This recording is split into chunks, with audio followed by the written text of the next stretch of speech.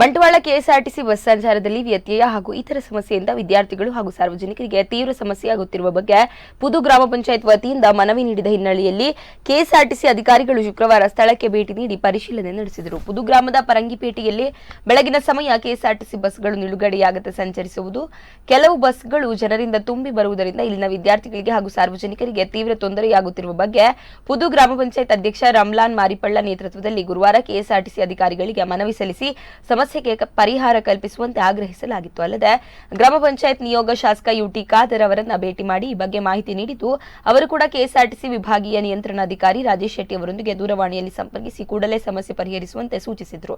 ಈ ಹಿನ್ನೆಲೆಯಲ್ಲಿ ಶುಕ್ರವಾರ ಬೆಳಗ್ಗೆ ಪರಂಗಿಪೇಟೆಗೆ ಭೇಟಿ ನೀಡಿದ ಕೆಎಸ್ಆರ್ಟಿಸಿ ವಿಭಾಗೀಯ ಅಧಿಕಾರಿ ಮರಿಸ್ವಾಮಿ ಸಮಸ್ಯೆಯ ಬಗ್ಗೆ ಪರಿಶೀಲನೆ ನಡೆಸಿದರು.